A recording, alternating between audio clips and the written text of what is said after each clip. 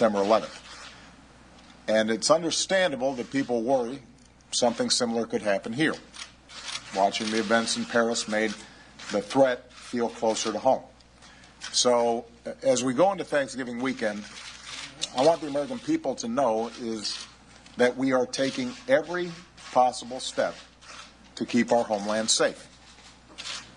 First, we're going after ISIL wherever it hides. That's been our strategy for more than a year. I'll speak about this in more detail in the coming weeks, but let me remind the American people of what our coalition of some 65 nations is doing to destroy these terrorists and defeat their ideology. So far, our military and our partners have conducted more than 8,000 airstrikes on ISIL strongholds and equipment. Those airstrikes, along with the efforts of our partners on the ground, have taken out key leaders, have taken back territory from ISIL in both Iraq and Syria. We continue to work to choke off their financing and their supply lines and counter their recruitment and their messaging. And even as America is already supporting French airstrikes in Syria, yesterday President Hollande and I agreed that our countries are going to step up that coordination even further and do more of that work together. So we're stepping up the pressure on ISIL where it lives, and we will not let up, adjusting our tactics when necessary until they are beaten. That's our first goal. Second, we continue to do everything possible to prevent attacks at home and abroad and to prevent foreign terrorist fighters from entering the United States or other nations. Since 9/11, we've taken extraordinary measures to strengthen our homeland security in everything from aviation security to border security to information sharing. We've improved upon these actions over time. Anytime there's an event, we learn something from it, and we continue to refine them. We continue to improve.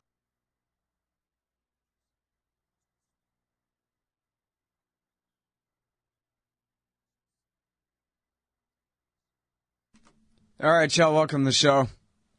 Dear leaders talking about the war here. Let's listen in. Information I just received in the Situation Room. It is similar to the information the briefing that I received on Saturday before I left on my trip last week. So as Americans travel this weekend to be with their loved ones, I want them to know that our counterterrorism, intelligence, homeland security, and law enforcement professionals at every level are working overtime. They are continually monitoring threats at home and abroad, continually evaluating our security posture. They're constantly working to protect all of us. Their work has prevented attacks. Their efforts have saved lives. They serve every hour of every day for the sake of our security. They did so before Paris, and they do so now, without fanfare or credit and without a break for the holidays. So the bottom line is this. I want the American people to know, entering the holidays, that the combined resources of our military, our intelligence, and our homeland security agencies are on the case. They're vigilant, relentless, and effective. In the event of a specific credible threat, the public will be informed. We do think it's useful for people as they're going about their business to be vigilant. If you see something suspicious, say something. That's always helpful. But otherwise, Americans should go about their usual Thanksgiving weekend activities, spending time with family and friends and celebrating our blessings. And while the threat of terrorism is a troubling reality of our age, we are both equipped to prevent attacks and we are resilient in the face of those who would try to do us harm. And that's something we can all be thankful for. Happy Thanksgiving, everybody.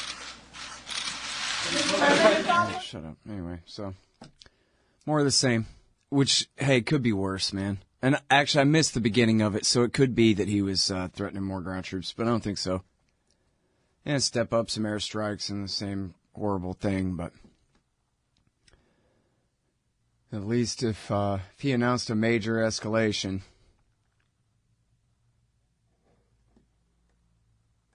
then I missed it.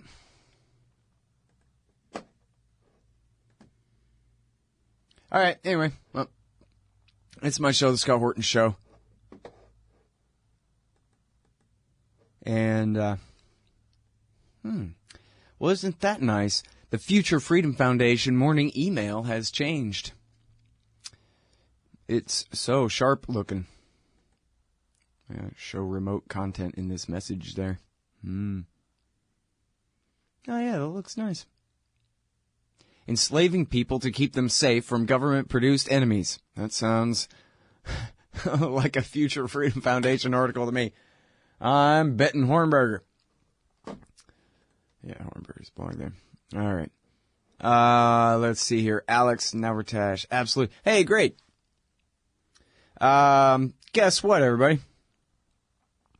I'm going to have a bunch of interviews on the show today. Boy, I better talk fast about how much I hate everything before we get to the interviews. Oh, boy, and I better ask him how to say his name right, because I know I don't know how to say his name right. Grant Smith. He's going to be on. I know how to say that. Grant Smith, he's going to be on to talk about just who all was cheering for the 9/11 attacks that day. And also about Jonathan Pollard. And then Alex Noratesh is going to be on to talk about the glory of allowing refugees into America. The wonderfulness of it all. Oh, don't tell me that you believed, thought you knew that something a right-winger told you was correct. Don't you know they're a bunch of stupid, lying idiots who don't know their ass from a hole in the ground? No. Refugees are awesome. More refugees, please. Justin Raimondo says, we can't allow any refugees from any countries we're bombing. Oh, really? I think we ought to allow the refugees from the countries we're bombing to take any property they feel like in America. We owe it to them. Reparations.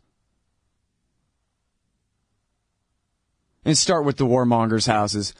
Start with the congressmen and the senators, the judges, the soldiers, the officers, the bureaucrats. Give their land to the Syrians, to the Iraqis, to the Afghans. Oh, no. Hire them to keep the refugees out. That makes perfect sense. You know what we need? More government. You know, to prevent civilians from acting. Huh? Anyway, Alex Novritesh, Nauriste, something, whatever.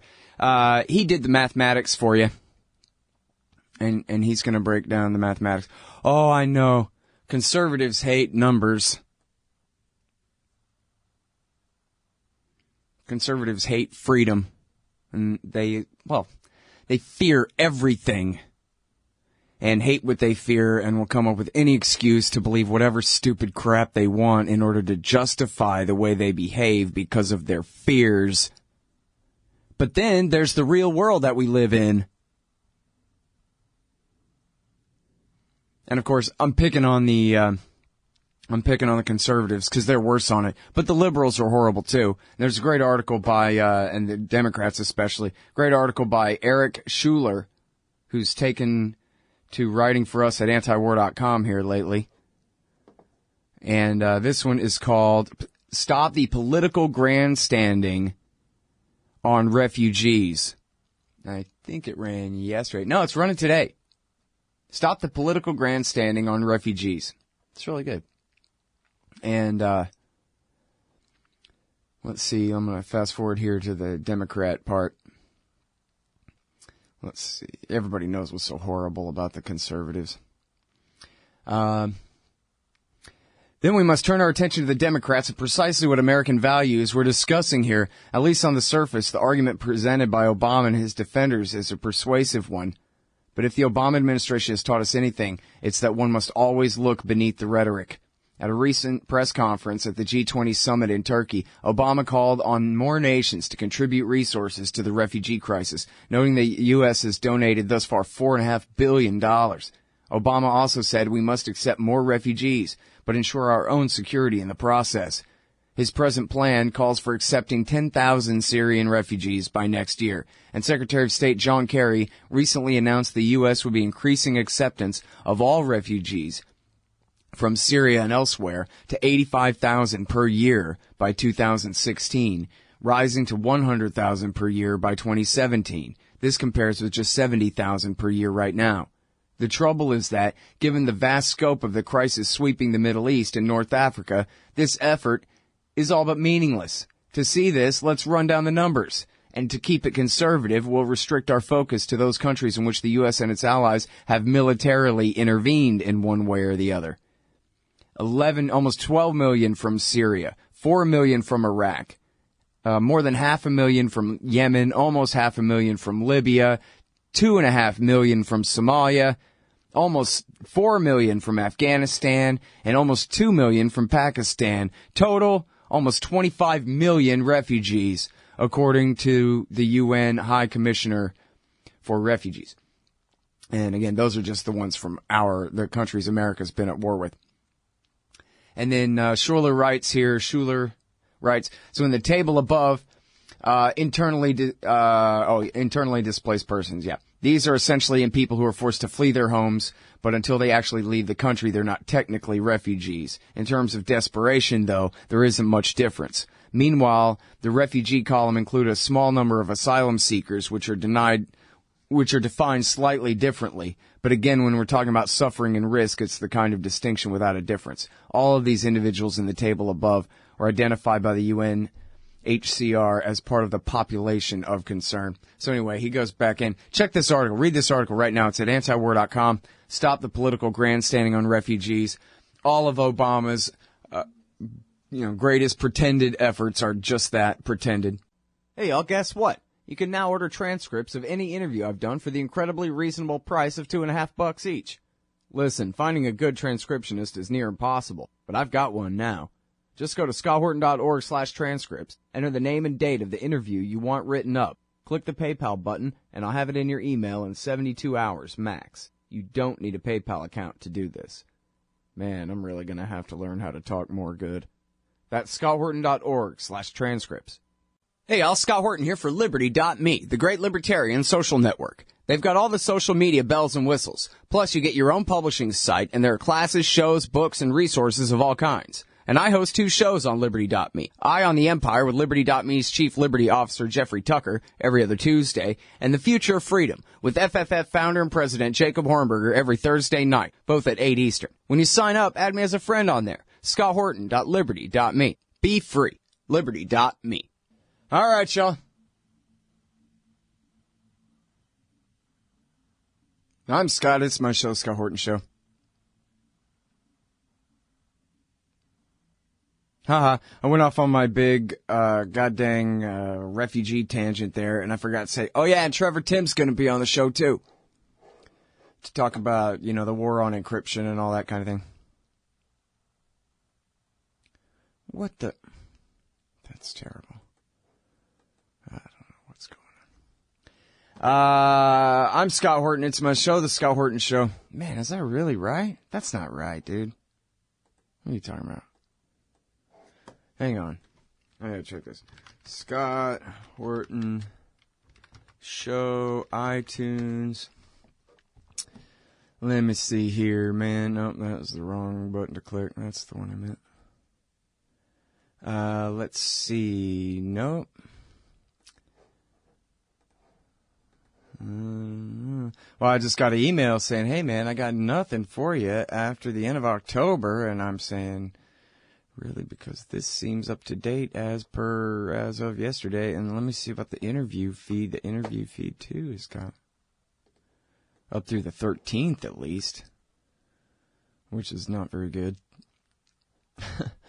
But still.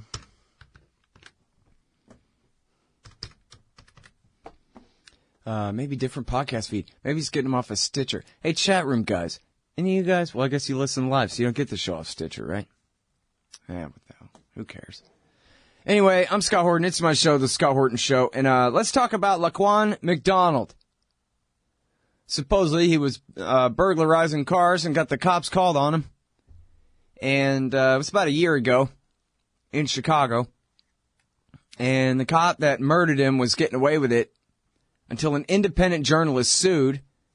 And for some reason, the judge ruled that the pigs had to release the dash cam footage of the killing of the kid. He was 17. That's a kid to me because I'm in my late 30s. I mean, 17 is old enough to be getting in trouble, but in this case, the worst he was accused of doing, I believe, is burglary. That is an attack on property with no civilians present, no threat to an innocent person, you know, your money or your life. That's a robbery. Burglary is nobody's around. Let me see if I could sneak off and steal some things. And even then, that's still simply an accusation and wholly besides the point, other than explaining why it was the cops were called in the first place, was that was the accusation. The cops pull up. The cop gets out of his car. Laquan McDonald is a full lane away from him on a 4-lane street. They're in an industrial area in the middle of nowhere, basically. It's not like there's a bunch of houses and kids. It's at night, and there are no, family structures around anywhere or anything like that. He's across a full lane of the street, and he's not moving toward the cop at all. He's walking away. If you watch the footage, you might think that here in a second he's going to break out running. It's probably what you'll anticipate when you see him going, oh, that cop's getting a little close to me on his left side, so he starts walking off toward his right, walking away. The cop shoots him 16 times to death before the rest of the cops even had a chance to start shooting too, in order to make sure it looked legit. That's the rule. If your buddy ever shoots anybody, you got to start shooting too. That way, it'll be agreement that you had to. No discrepancy. How come everybody else didn't shoot then?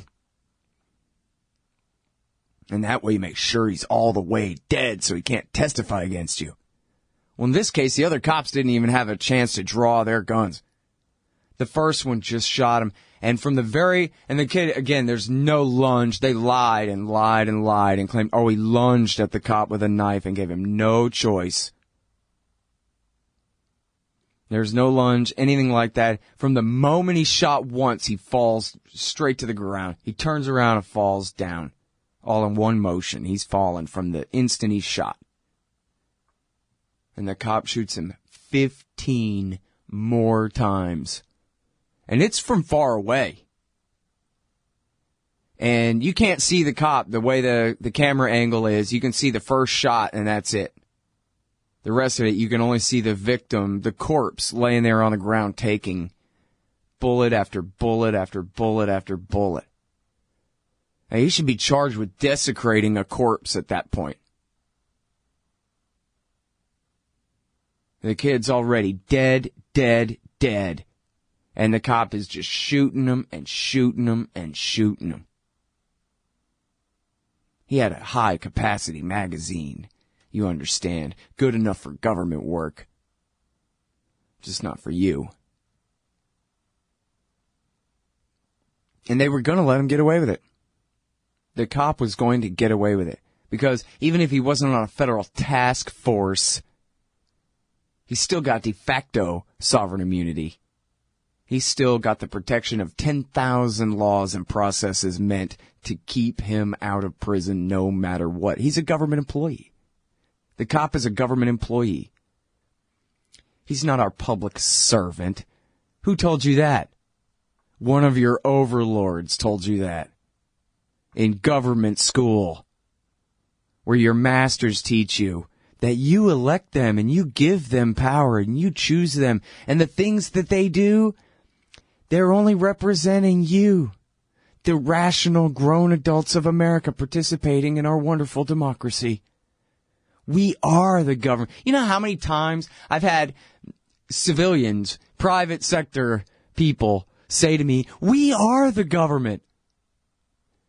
They really believe that. People really believe that. Is Laquan McDonald the government when the McGovernment is shooting him 16 times? After he's already dead, right? 10 of them, he's shooting a corpse.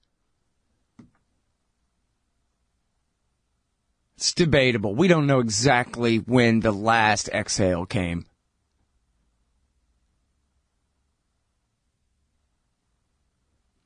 But now here's the rub. They're charging the cop with first-degree murder. And you know what that is? That is accessory to murder right there for the DA. You see what he's doing? He's conspiring with the murderer cop to set him free by overcharging him. The charge is murder 2. Second-degree murder. First-degree murder means with premeditation. And, of course, they're not going to be able to prove that unless, and yeah, right, you would have to have the other cop say, oh, my God, and he was yelling the N-word the whole time. He said, I'm going to get you, you N-word, because you're an N-word, and then open fire. If one of the other cops was to testify to that, there's your first-degree murder. But you see what the prosecutor's trying to do is overcharge him so he can win an acquittal. At the expense of, Laquan McDonald. The dead guy who gets no justice.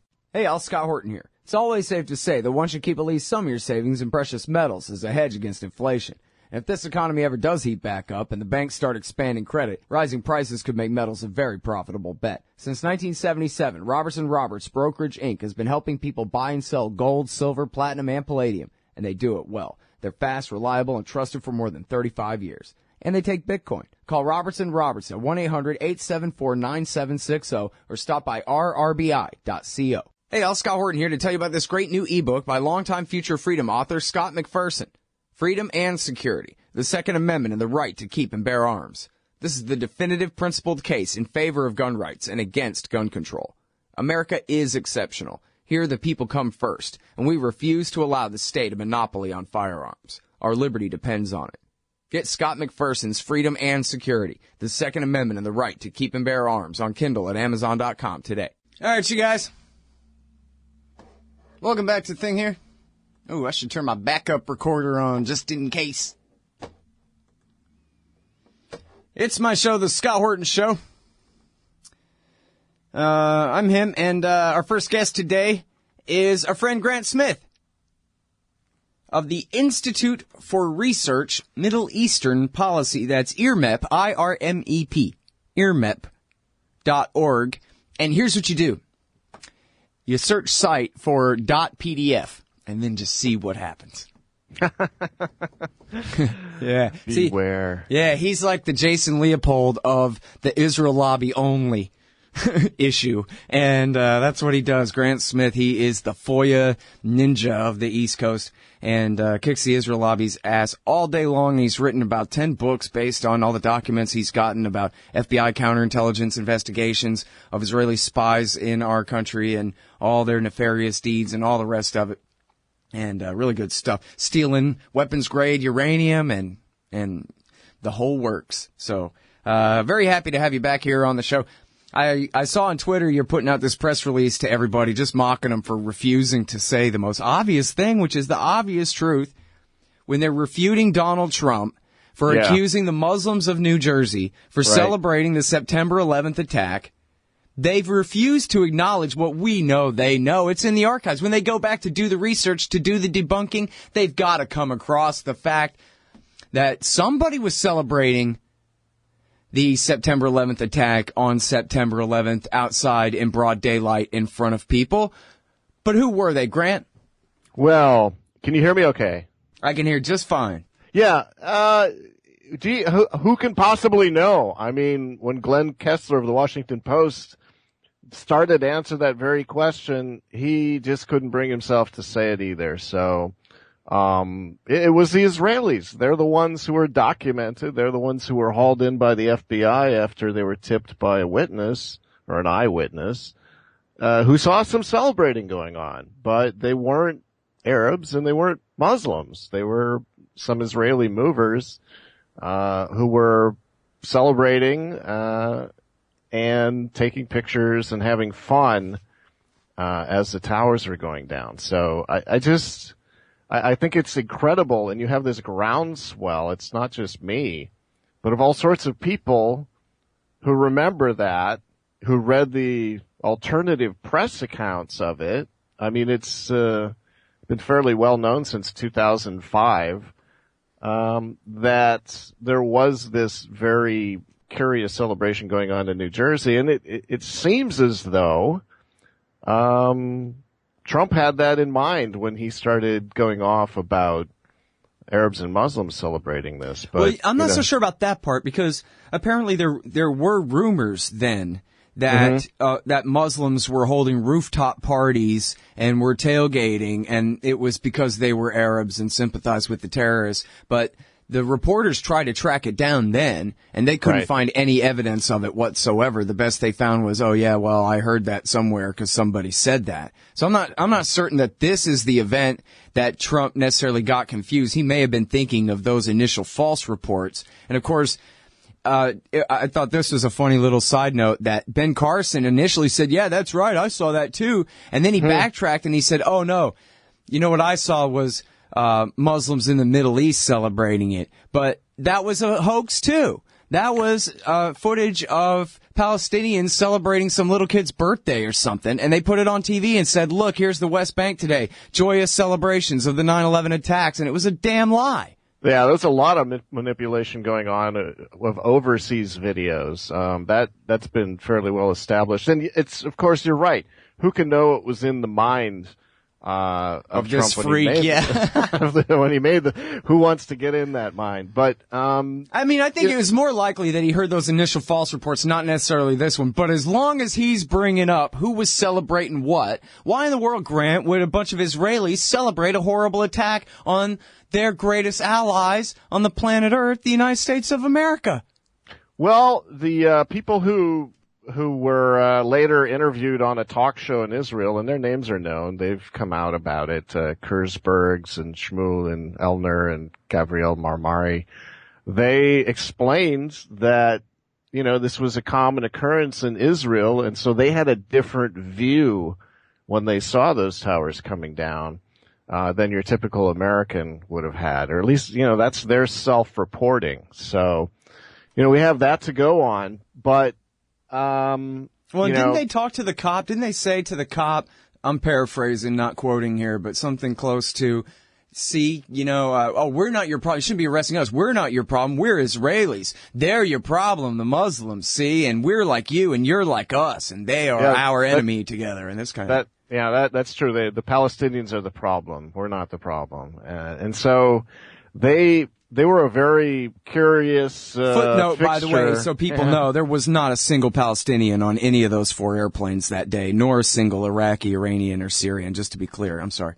Right, they had a narrative they're rolling out to the cops, who apparently, you know, were so edgy and suspicious anyway. They they refused to appreciate it. But yeah, they were some characters and operating illegally in the U.S. They had a moving company called Urban Moving Systems. And actually, you know, the importance of any of this stuff, I think, is fairly minimal in terms of the actual FBI files. As I said, they've been out since 2005. We went through a FOIA for them again in 2013 more as an exercise in seeing whether they were going to accelerate any declassification of the sensitive stuff, and they didn't. But it was an instance of a fairly substantial employment outfit that was using a lot of illegal labor and violating visas and all sorts of other problems that caused the company to pretty much fold up its operations and leave. So it, you know, without going back and looking at all of the details, the one thing that struck me is one of my favorite reporters, Glenn Kessler, who is, of course, the recipient of the classified information obtained by AIPAC to gin up a war with Iran back in the day in 2004, 2005. He's the one who's supposedly debunking all of this with a big story. And he mentions FBI probes. And then he mentions that, quote, reporters who wrote the story do not recall whether the allegations were ever confirmed, unquote. As if because the Washington Post didn't want to follow up, it's just unknowable what happened with these FBI allegations. But, I just thought it was clear, and you saw the Twitter campaign. It was clear that, in the debunking stories, there was an FBI investigation. There were celebrations that caused law enforcement to prick up its ears, and that it goes against the narrative, which is, of course, the bigger story, the sweeping narrative that Arabs and Muslims are possible terrorist conspirators, which has come out of, fear of the Paris attacks. Well, there's another way of saying what you just said, though, which is it's a giant damned lie by omission. This is why they make you swear to tell the whole truth when you testify in court, because you can get away with misleading the hell out of people by telling them half of what's true, but nothing that's outright false. But if you lie by omission, it's still a lie. Right, and some of the very first stories about this were horrible. The New York Post was talking about Middle Easterners celebrating. They were referring to this story, but again, they couldn't quite bring themselves to, avoid that error of omission or lie of omission. And so their stories, which are still available, are just, they're as bad as these sweeping allegations. So I agree.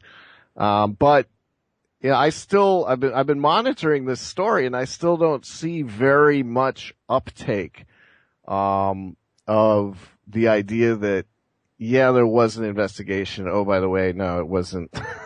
It wasn't Arab and Muslims, because that doesn't fit the narrative. I mean, you're lucky you don't live in Washington, D.C. and have to listen to Frank Gaffney. He has a radio program here, and it's just nonstop hatred, and it's just unbelievable. But hysteria. He is the wackiest of the neocons. That Gaffney, and never was confirmed as anything like he claims to have been in the Defense Department in the Reagan years. Anyway, we'll be right back with Grant Smith in just a sec, y'all. Hey, y'all, Scott Horton here for WallStreetWindow.com. Mike Swanson knows his stuff. He made a killing running his own hedge fund and always gets out of the stock market before the government-generated bubbles pop, which is, by the way, what he's doing right now, selling all his stocks and betting on gold and commodities. Sign up at WallStreetWindow.com and get real-time updates from Mike on all his market moves. It's hard to know how to protect your savings and earn a good return in an economy like this. Mike Swanson can help. Follow along on paper and see for yourself. WallStreetWindow.com. Hey, I'll check out the audiobook of Lou Rockwell's Fascism versus Capitalism, narrated by me, Scott Horton, at Audible.com. It's a great collection of his essays and speeches on the important tradition of liberty. From medieval history to the Ron Paul Revolution, Rockwell blasts our statist enemies, profiles our greatest libertarian heroes, and prescribes the path forward in the battle against Leviathan. Fascism versus Capitalism by Lou Rockwell for audiobook. Find it at Audible, Amazon, iTunes, or just click in the right margin of my website at scotthorton.org. All right, you guys, welcome back to the show. I'm Scott Horton. It's my show, The Scott Horton Show. I got Grant Smith on the line.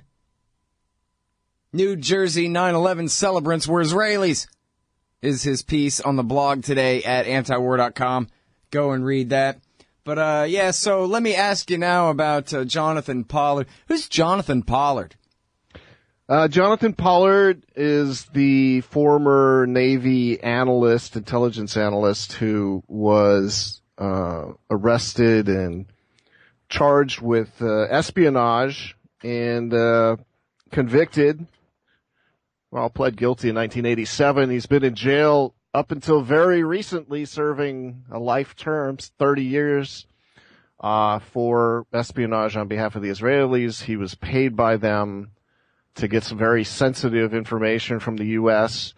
There's a lot that's not known about it still. There's not really much reporting that does anything more than cover the least important aspects of it. But it's been charged that two important things. Number one, that there was somebody much higher up who was tasking him to get specific file numbers. And we've never been able to get any evidence that investigation went anywhere, or that there even was a bona fide investigation at NCIS or the FBI. And number two, Seymour Hersh did a big piece saying that the Israelis used the information obtained by Pollard as sort of bargaining information, trading it with the Soviets to get immigrants to go to Israel and keep that flow going back in the 80s. So it's a hugely important story, but kind of like this whole debunking of the previous story, there's no real reporting on it. And from kind of a 30,000 foot level, Pollard's really the only person in recent history who's been prosecuted. All of the other cases, Ben-Ami Kaddish, who was about as bad, also caught, Israeli spy. Stuart Nazet, caught, but then the investigation was tailored in a way that it eliminated any Israeli involvement. The AIPAC 2, United Against Nuclear Iran, which was trafficking in classified information. You know, none of those cases ever went anywhere. So Pollard is kind of the exception that proves the rule, as even he would have said that Israel can't be prosecuted for espionage, or almost never is. Mm-hmm. And he's out now on parole, huh? He's out, but there's no real good reporting on what he's up to. It's said that he was offered a job at a financial services firm on Wall Street. It's gone a little sour because the feds wanted to install a bunch of monitoring equipment on the computers as well as on him. So the firm apparently said, no way. You know, if this were, anybody else, we'd know the name of the firm and how he came to get the job and all that, but there's no reporting on any of that. I don't get it. If they have nothing to hide, what are they worried about? I don't know. I think that, well, the job's off anyway, so he's apparently out there, and according to everything that's available, he's going to be in the U.S. for the next 5 years. He'll be writing a commentary magazine in a week. We'll see, but there's been a real strategy. Mort Klein, the Conference of Presidents of major organizations here in the U.S., has talked about how it's important not to, celebrate too loudly or, write stories about Jonathan Pollard being a hero and all of this stuff. And there's been Benjamin Netanyahu's tried to corral his Knesset into not celebrating or doing anything that would raise the profile of this. But, it's been a fairly quiet story, and nobody's making a lot of noise. And this is all about Israel and Iran, isn't it? Well, I mean, because if the Fed said, "Nah, we don't want you to give him parole," then they wouldn't have got parole. They arranged this. I tend to think that nobody got anything out of this. He was going to be eligible for parole, and it seems as though he finally stopped assuming or wishing that intervention would get him out. There was some initial maneuver by the Obama administration to use him as a bargaining chip before his value expired, but I looked long and hard, and there wasn't anything going on at the pardon attorney that we could see. There wasn't any special deal making, so it looks as though once the 30 years came up, they really did just say, well, he's eligible, he's been a good boy, so why not let him out? But again, though, all the DOJ would have had to do would be to insist that please don't let him out, like they would do if it was Charles Manson or whatever other point, right? Yeah, absolutely. If they'd wanted to play hardball. And that wouldn't have been an under the table kind of a thing. That would have been a perfectly legitimate thing, right? For the prosecutors to say, we would like to remind the parole board about the damage that this person did to this innocent family or this innocent country or whatever it is. Yeah, I think they could have done that. On the side of Pollard, though, they would have insisted that he's probably served more time for espionage than anybody in recent memory. I mean, there have been some. Well, but he was sentenced to life, though, right? Yeah, that's true. That's true. But life can be life, or life can be, it's not like he was no parole in federal prison. It's not like he was, had a pound of marijuana or something, Scott. Yeah, no. Come on. But wait, I guess I'm confused about it, Grant, because I thought that there was no parole in federal prison. Only state prisons have parole, and in federal time, you do your whole time. That's it. Yeah, I have to admit I'm not a lawyer, and I don't know anything about that particular aspect. What I do I don't know is where I thought I learned that, but apparently that's most of the wrong. action on his case has been with the pardon attorney, up to about 5 years ago, where they were really sending in hundreds of signatures from members of Congress and all sorts of other influentials saying that we need a pardon here, and heavy pressure applied on President Bush, heavy pressure applied on Clinton, going all the way back. And of course, but in terms of whether he was going to be stuck in the pokey for the rest of his life, it looked as though life in this always meant 30 years. I've never seen anything indicating that he was ever really going to be in there for life. All right. And then, so now tell me more about, or whatever it is you think you know, or whatever the accusations are at least, about who may have been feeding him the numbers of the paperwork that they wanted. Because apparently this was from above him on the pay grade scale. Right. Well, we've hit a dead end. I mean, the trail leads to NCIS, and they were really at the forefront of the investigation. They have the biggest file, and that's the Navy counterintelligence criminal investigation service, and so querying their database, which is unstructured, they have not been able to produce anything about their investigation of so-called of the mole who is feeding all of these code for the files. So, that's a question. I mean, if there were going to be any reporting about this story at all, it would be what happened to that investigation. Why wasn't somebody else ever found? And that's gone nowhere.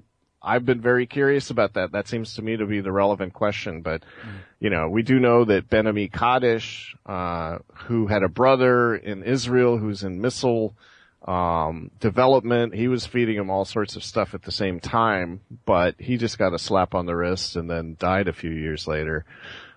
Same sort of thing being fed. So there was this fairly robust spy ring pursuing military secrets, being very successful about it. It's no big story, though, that the investigation petered out, because that's what always happens. I mean, the multiple investigations of AIPAC for espionage always peter out at a certain point. But there's just no real information that they ever really got anywhere or wanted to get anywhere in uncovering the bigger networks. So we may never know. And now, is this the source that is termed Mega? And where does that come from? That comes from Bamford's second book or something, right? Where's that come from? Yeah, I don't know where that comes from, but apparently that was picked up in a wiretap or some sort of communication that Mega, had to be protected, or that Mega was the source of these. I never found that term in any of the files that we've gotten from the court or from NCIS on that. So we may never know. Yeah, maybe it may or may not be connected there. Maybe it's, something Bamford can tell us about. Yeah, I've asked him about that before, but it's been many years now. I don't remember. Yeah. Anyway, thanks very much for coming back on the show. Always love talking with you. On. Congratulations on the 4,000 podcast. Hey, thanks, man. Appreciate that. All right, man. See ya. Hey, y'all, that's the great Grant Smith. We'll be right back after this. earmep.org. Superior blends of premium coffee. Roasted fresh in Zionsville, Indiana. Darren's Coffee satisfies the casual and the connoisseur. Scott Horton Show listeners, visit darrenscoffee.com and use the coupon code SCOTT at checkout for free shipping. darrenscoffee.com. Because everyone deserves to drink great coffee. Hey, y'all, Scott here for Samurai Tech Academy at MasterSamuraiTech.com. Modern appliance repair requires true technicians who can troubleshoot their high-tech electronics. If you're young and looking to make some real money, or you've been at it a while and just need to keep your skills up to date, Samurai Tech Academy teaches it all. And they'll also show you the business, how to own and run your own. Take a free sample course to see how easily you can learn appliance repair from MasterSamuraiTech.com. Use coupon code Scott Horton for 10% off any course or set of courses at MasterSamuraiTech.com. All right, you guys, welcome back. I'm Scott Horton. This is my show, The Scott Horton Show. And our next guest on the show today is Alex Narasta from the Cato Institute. This one's called Syrian Refugees Don't Pose a Serious Security Threat. And I guess, first of all, welcome to the show. Alex, how are you? Great. Thanks for having me. Yeah, good to have you again. Appreciate you coming on. So you've got some gall here trying to come at beliefs with a bunch of numbers and facts and stuff like that. You must think you're a real big shot. But anyway, so pretend that I'm a right-wing jerk and therefore I'm terrified of everything, and especially Syrians. And bonus, take into account that Obama and the NATO and GCC allies have in fact been backing the terrorists in Syria for the last 4.5 years and have probably created tens of thousands of them. And so quite possibly some of them would seek to dress up like a refugee and try to get into Europe or into the United States. But anyway, taking that into account, pretending I'm a right-wing jerk, go ahead and convince me. Make your case. So taking a look at the refugees we've let in so far from all over the world from the year 2001 onward, none of them have been convicted of planning a terrorist attack in the United States. We've let in about 860,000 of them. There have been 3 convictions of folks for planning terrorist attacks abroad in other countries. So that's about 1 conviction for every 286,000 of these refugees who have been led into the United States since then.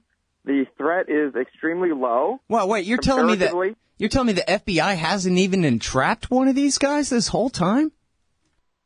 Well, there have been more entrapments for people who came in prior to 9/11. Around 9/11, a lot of the security features in the refugee program were expanded significantly. It was made a lot more difficult, a lot more onerous. So some people from before then have been indicted on planning terrorist attacks, but almost all of them were abroad as well, not for domestic attacks.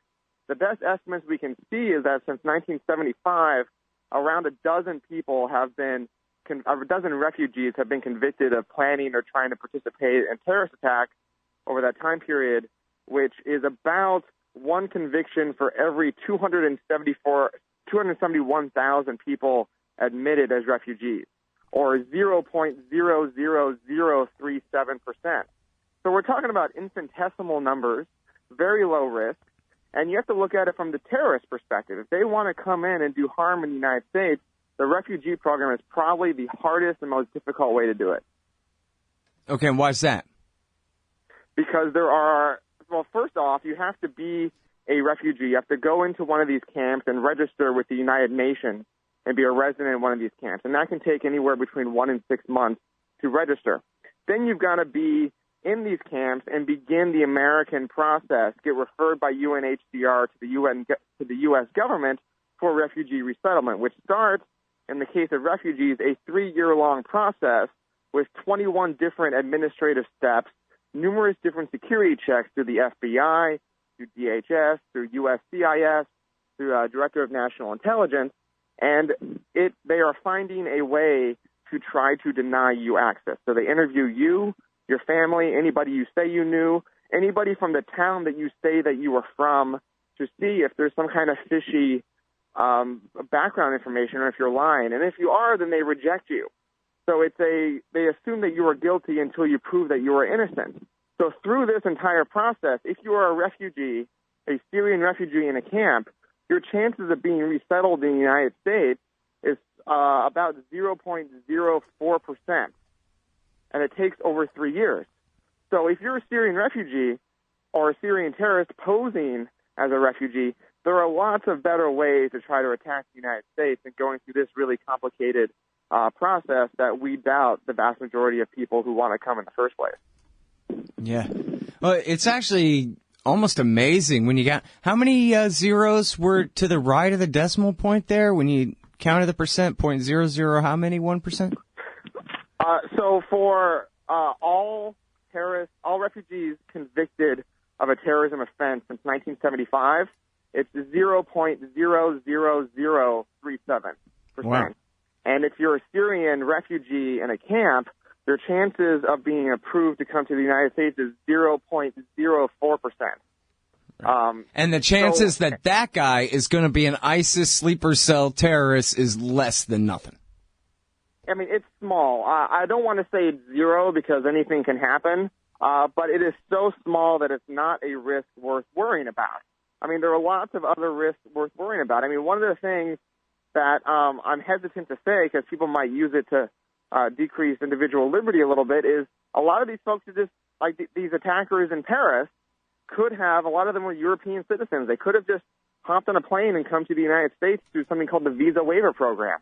Would have been a piece of cake. Mm-hmm. But they didn't do that. So, I mean, there's lots of, virtually any other way of getting to the United States is easier and less onerous than the refugee system. Right. Well, and that's the real trick, man, right there, is that there have been thousands of Europeans who have traveled to Syria to fight, and at least scores, I don't know if it's more than 100 or more than 200 or something, of Americans who have gone. And, you know, I don't have any faith in the national police forces and intelligence agencies of the West to keep all these guys from coming home. Or, I mean, in fact, they don't really have the right to keep them from coming home unless they want to charge them with treason for fighting for al-Nusra or something like that. They could arrest them once they get here. Exactly, and that is actually the more severe threat. You see, it's not the exports from Syria that are dangerous, but it's the re-exports, right? It's the Europeans and Americans who have gone there as fighters and then who come back, you know, more radicalized or energized or pissed off or, you know, whatever their deal is, and those are the dangerous ones. Yeah, better trained. And those, they're trained and they have experience, and, you know, they sort of, they've tasted blood, so now they want to come back and have more. That's the serious threat.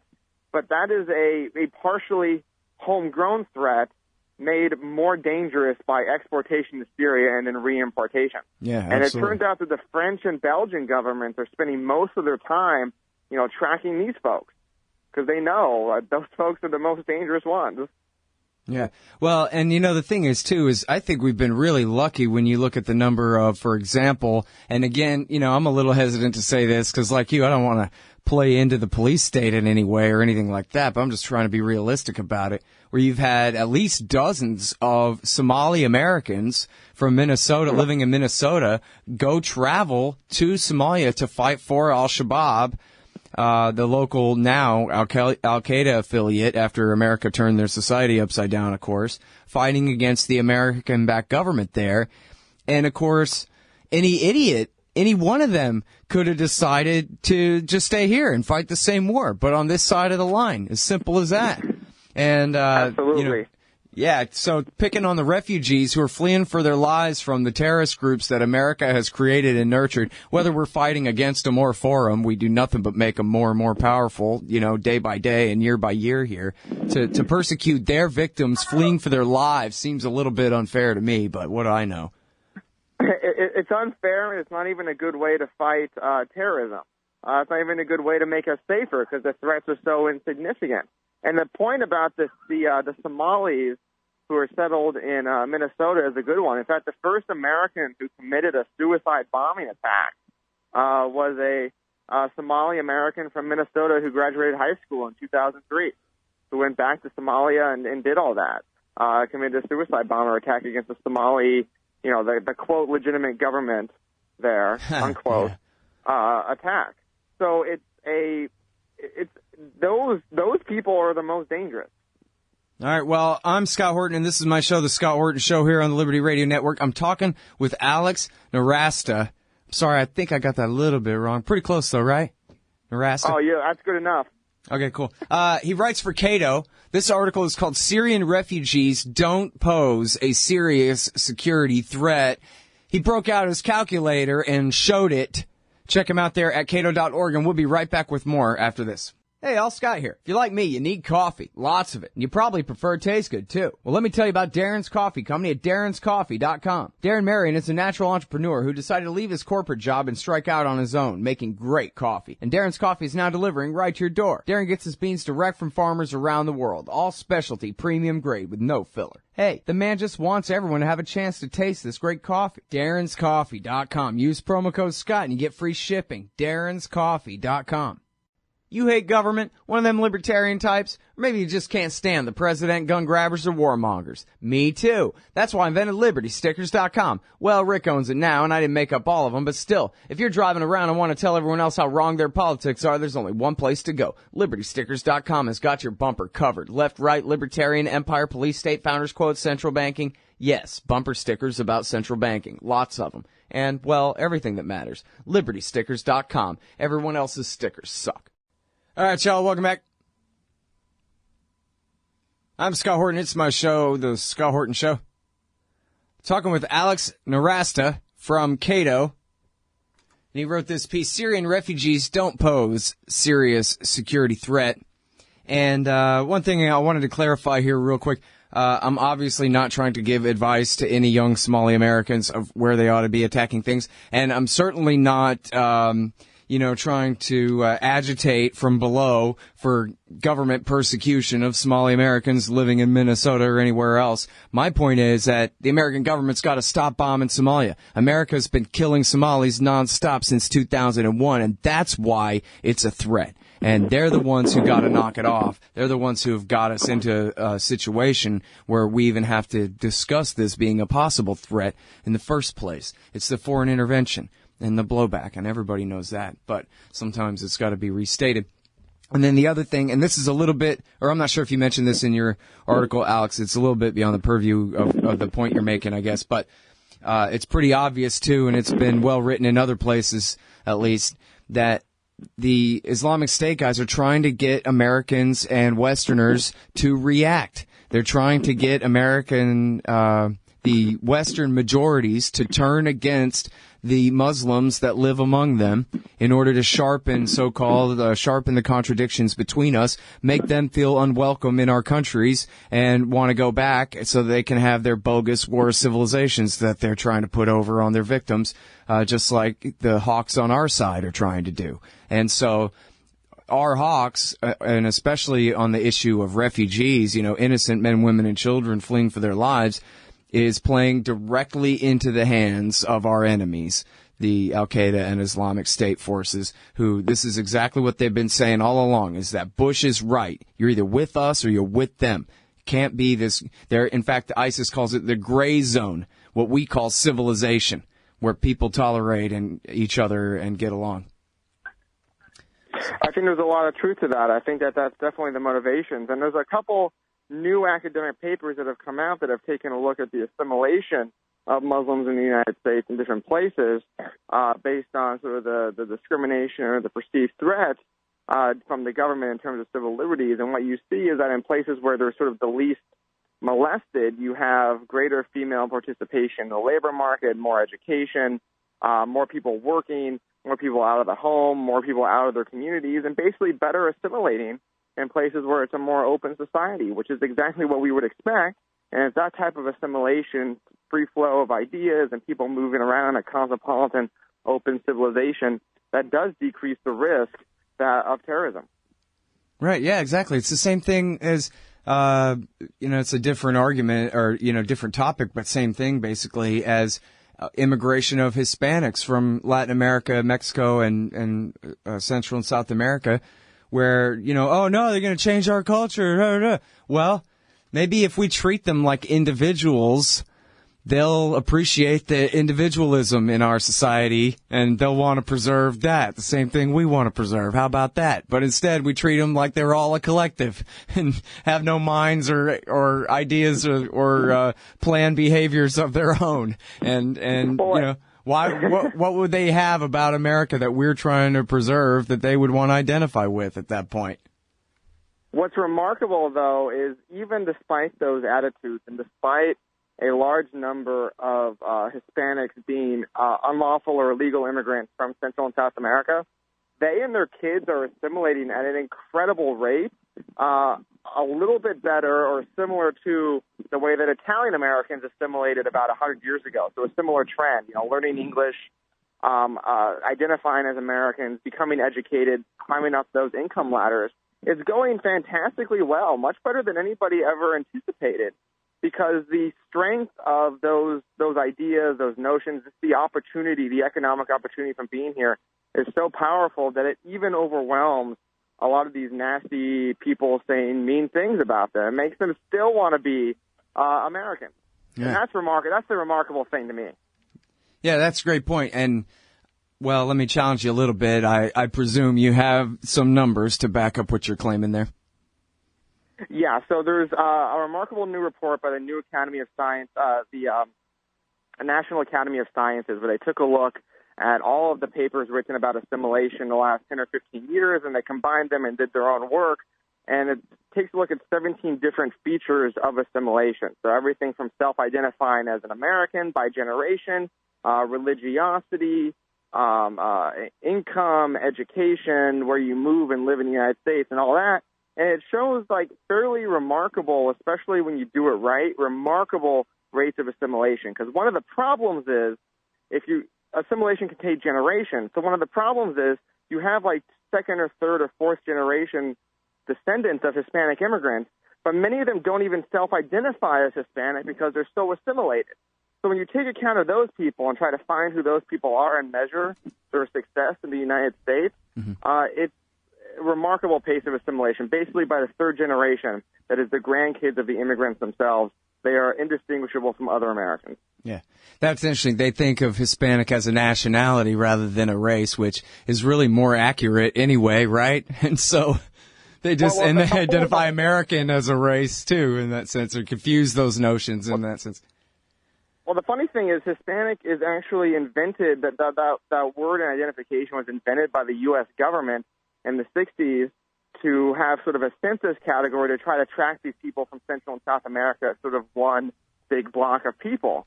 So we see in the first generation people, of course, who come here mostly identify as the country where they come from, like Mexico or Honduras or whatever. And then in the second generation, there's sort of more of a pan-Hispanic, pan-Latino sort of identity, with Americans starting to creep in as sort of a significant self-identifier.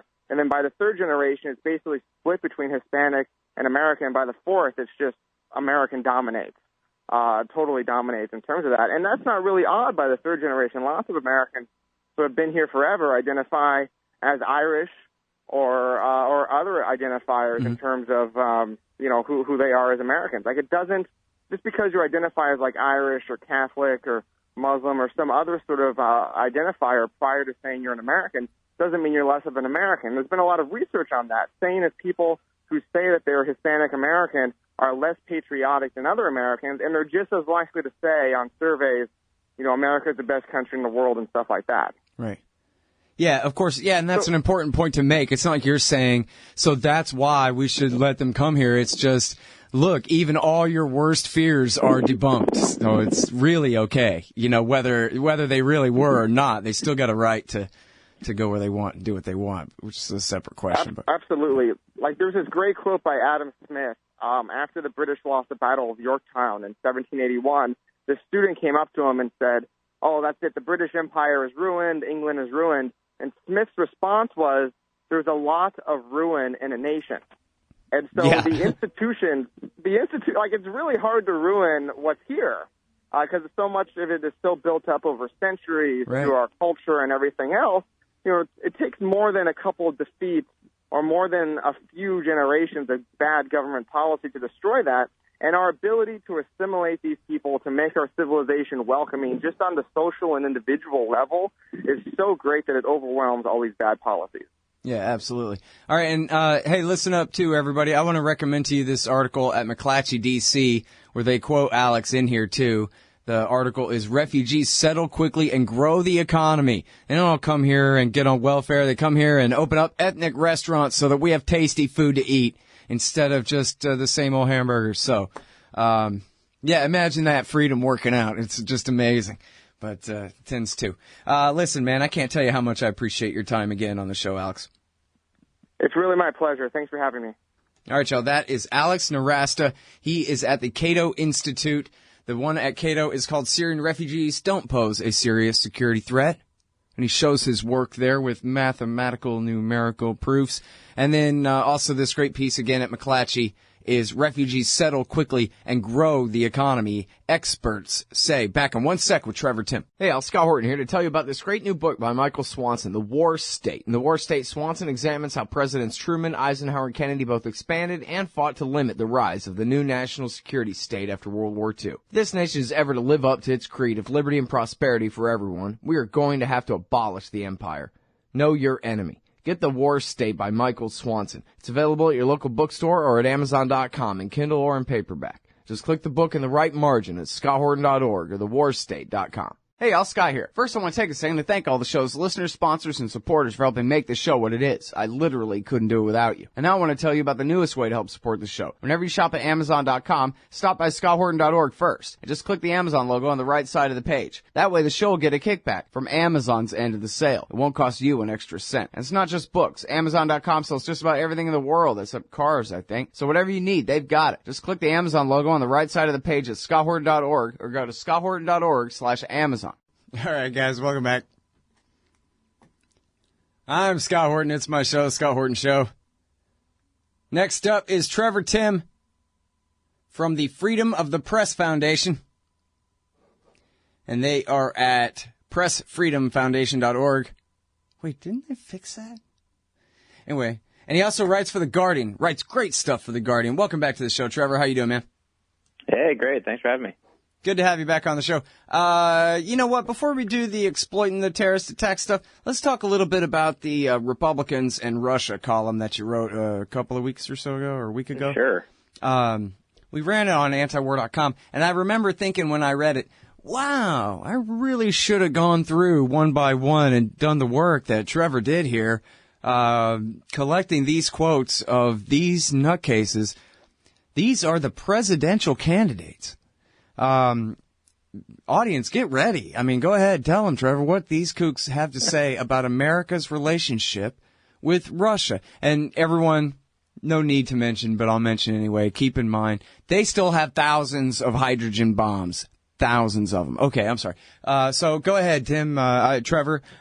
You got two first names. It's not my fault. Go in whichever order you think is funniest, I guess. Yeah, I mean, they're all pretty funny / terrifying. For the past month or so, all of these candidates have been trying to outdo each other for who would do what with Syria, and they've kind of run out of ideas. And what the idea that they've all settled on is that there should be a no-fly zone.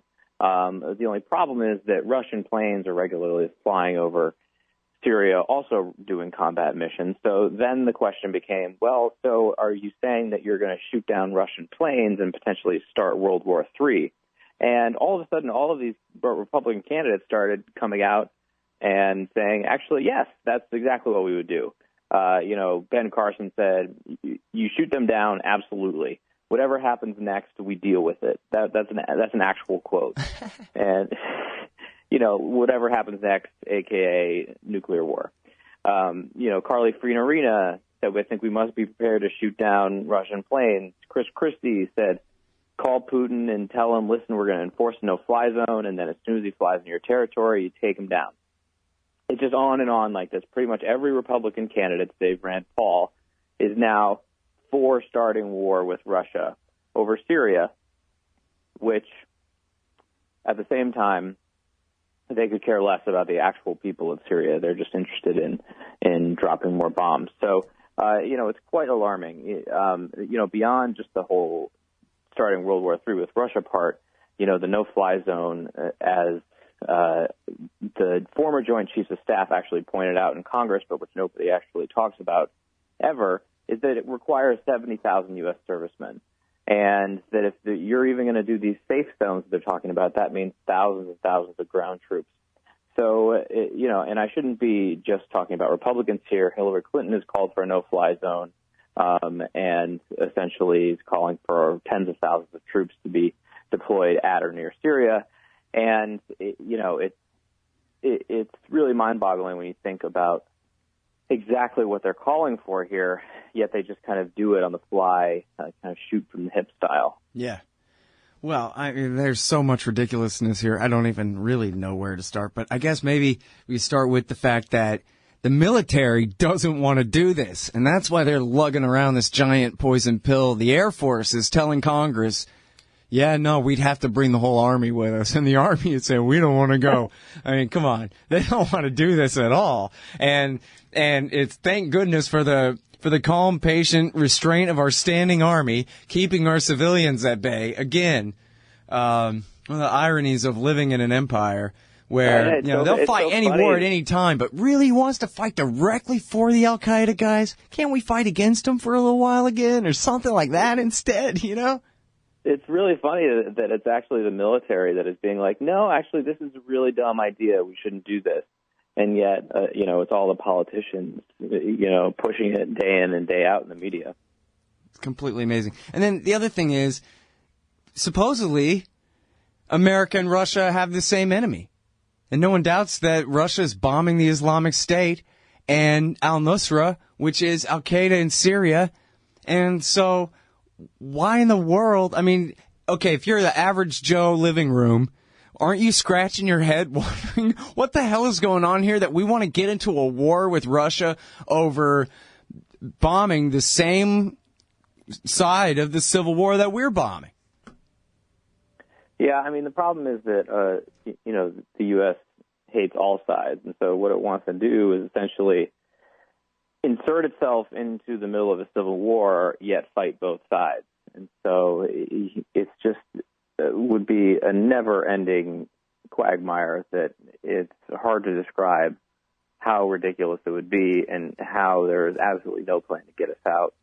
And the idea is that these guys are willing to also throw into the mix the chance for a larger world war is beyond absurd. Yeah. Well, and, I don't know if you saw the thing of Hillary Clinton's speech at the Council on Foreign Relations, but I actually haven't had a chance to watch the whole thing yet. But at the end, Fareed Zakaria has like a question and answer thing with her. And he says, so this policy where we're going to back the moderate rebels and they're going to defeat Al-Qaeda and the Islamic State and Assad's army and Hezbollah and Iran backed by Russia and then create a secular democratic government in Damascus. Is that still what we're doing here? What do you think? Is that, well, yeah. And she laughs and goes, oh, well, when you put it like that, but of course, that's the policy. Gee, damn it, that they've been pursuing here for, 4.5 years straight. That's exactly what they said they're doing. And for him, like, oh, come on, that's not fair for Reed to say it all in one sentence like that, where it sounds ridiculous. And then, but then she at least pretended to back down a bit and say, no, well, we have to prioritize and at least focus on the Islamic State, and, maybe get back to Assad later, that kind of thing. But, I don't know. I just thought it was funny that, when you quote the Republicans saying, whatever happens next, we deal with it, that could be her presidential campaign slogan as well, Yeah, absolutely. That's why it's just amazing that both parties are kind of throwing out these nonsense, quote-unquote, solutions, and that, barely anybody gives them a second thought, and the media doesn't analyze them at all. And so people are like, oh, yeah, no-fly zone, that sounds great. Until you take 30 seconds to figure out what that actually means, which is potentially a total disaster. Well, what's funny is the reporters on TV are too stupid to even be confused. Like there's no cognitive dissonance when they're reporting the story of, as you're describing it, America fighting on both sides of a civil war. They don't even think it sounds weird or anything. They just keep going on. I think these I don't know if it's the reporters or just the politicians or the people, but there is this notion that no-fly zones are enforced by magic, and that as soon as you declare one by saying it out loud, then magically all the planes in the country will stop flying, and you don't have to worry about a thing. I mean, the thing with the no-fly zone and why it takes 70,000 servicemen, like the Joint Chiefs of Staff told Congress, is because you have to take out the entire country's air force with missiles. And, Syria, with a significant air force, it's going to take a while, and who knows if it'll actually even work. But, you basically have to go to war with that country and hope that they don't fight back. And so it's an incredibly dangerous proposition, especially in this area where there are more than just Syria flying combat missions, namely Russia. So yeah, and the Turks. Yeah, specifically the Turks. I know, you said NATO. Right back after this with Trevor Timm from The Guardian. Republican presidential candidates would jump straight into war with Russia. When we get back, we're going to talk about how they're going to be spying on you worse and more than ever in the name of the Paris attack. Hey, Scott Horton here for MPV Engineering. This isn't for all of you, but for high-end contractors specializing in industrial construction and end users who own and operate industrial equipment, MPV offers licensed professional consulting on chemical and mechanical engineering for your projects. Tanks, pressure vessels, piping, heat exchangers, HVAC equipment, chemical reactors for oil companies or manufacturing facilities, as well as project management support and troubleshooting for those implementing designs. MPV will get your industrial project up and running. Head over to mpvengineering.com. Don't you get sick of the Israel lobby trying to get us into more wars in the Middle East? Or always abusing Palestinians with your tax dollars? It once seemed like the lobby would always have full-spectrum dominance on the foreign policy discussion in D.C. But those days are over. The Council for the National Interest is the America lobby, standing up and pushing back against the Israel lobby's undue influence on Capitol Hill. Go show some support at councilforthenationalinterest.org. That's councilforthenationalinterest.org. All right, you guys, welcome back. I'm Scott Horton. It's my show, The Scott Horton Show. Wrapping up for the week here. Hey, it's Thanksgiving, man. Wrapping up early for the week with Trevor Timm on the show, writing for The Guardian. And we were talking about the Republicans want to get us in a nuclear war over stuff that they don't even know the first thing about, for Christ's sake. But now Paris is being used to justify agendas that had nothing to do with the attack is one. And then I thought I had another one here, too, by you, Trevor, along the same lines. Anyway, so let's talk about that. First of all, how many of the Paris attackers, Trevor, were refugees? 0. It's incredible. I mean, so this is the thing that, we've had this entire debate for almost 2 weeks now, a hysterical debate that's been driven by fear over whether we should ban Syrian refugees. The other debate that we've been having is over whether we should ban encryption because, a day after the attack, dozens of intelligence officials came out and blamed encryption for the intelligence agencies missing this and going dark, as they like to say. And that, encryption, which is kind of the bedrock of privacy for billions of people at this point who use the Internet, encryption is what Senator Feinstein called actually the Achilles heel of the Internet. And the thing is that with both of these debates, they are entirely based off of rumor and entirely not grounded in reality. So from what we know, at least all the evidence we have so far, there's no evidence that any of the Paris attackers used encryption. In fact, there was plenty of evidence to suggest that they used all sorts of services that were able to be spied on by the government, including unencrypted SMS text messages, which is about the easiest thing to wiretap possible. They were posting and meeting each other on Facebook. They even bragged in ISIS's English language glossy magazine that they were in Europe and going to attack. So the idea that the intelligence agencies are going dark was, just made up out of thin air, at least in this particular case. And yet the whole debate has been, well, we need a law to ban encryption. And the same thing can be said for refugees. We have taken in 750,000 refugees since 9/11. There has not been one terrorist attack completed by any of them. And yet there is this hysteria surrounding accepting refugees who are fleeing from the exact people that we say are our enemies. And at the same time, the terrorist attackers in Paris were not Syrian nor refugees.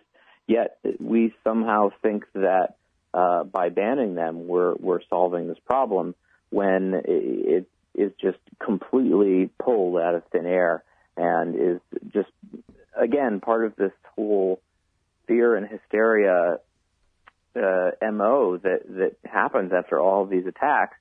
And unfortunately, it's been fueled rather than tamped down by the media. Yeah. All right, but so, let me play the government's advocate here for a second and say, but, geez, we sure could imagine bad people planning bad acts behind a cloak of encryption. And what if the cops can't protect us after all? You're saying there's no evidence that, okay, in this case, that these particular murderers plan their attack behind a wall of encryption, but geez, it seems like any terrorist who wasn't an idiot would. And so what about my feeling of safety, Trevor?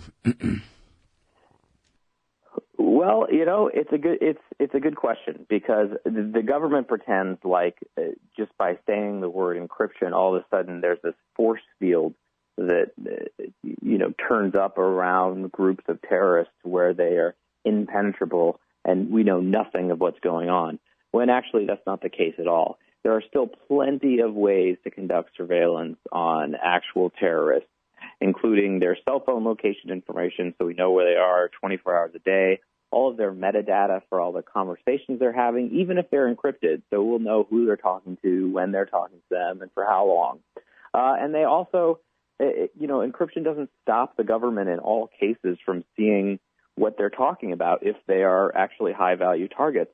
The government has plenty of powers to hack into cell phones and computers and see what the suspects are talking about. And all the encryption in the world is not going to help you if the government can't, or if the government can hack into your phone. What the encryption does is prevent the types of mass surveillance that have been going on that we've heard about through the Snowden revelations over the past couple of years, where the government collects hundreds of millions of people's communications, people that are completely innocent of a crime, and puts them all in a database and is able to search them without any sort of evidence of wrongdoing.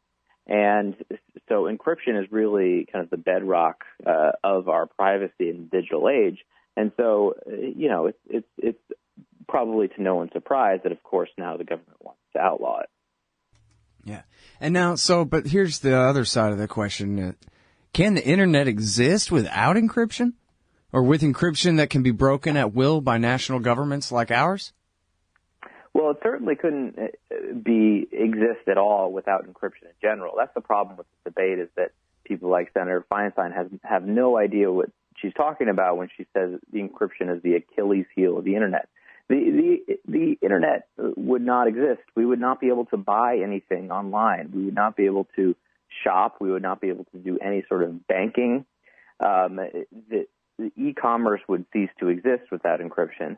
And the argument goes that, the government needs to be able to see everything that people are doing. The problem is that even if you trust the government 100% here, what we're doing is basically carving a vulnerability into everything we do.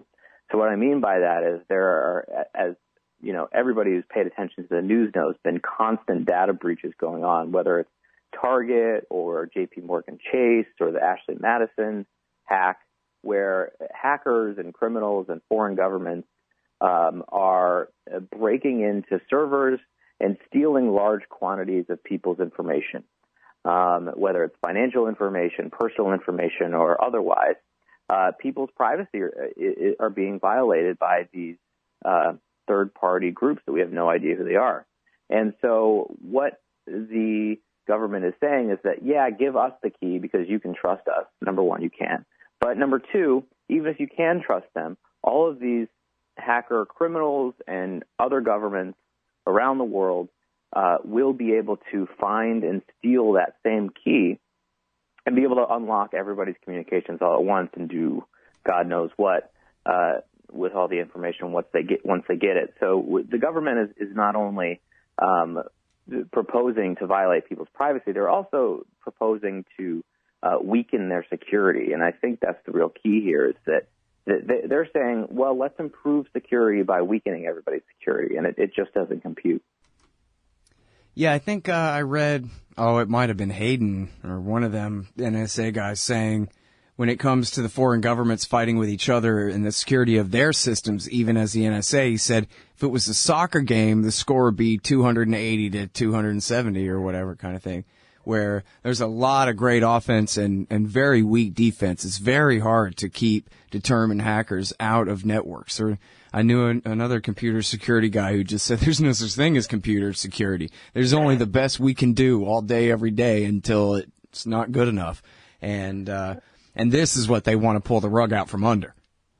Yeah, exactly. This is why this makes absolutely no sense. You would think so that you're absolutely right. There's all this offense and no defense. And so the way that you prevent people from hacking into servers and stealing millions of people's information is not having access to that information to begin with.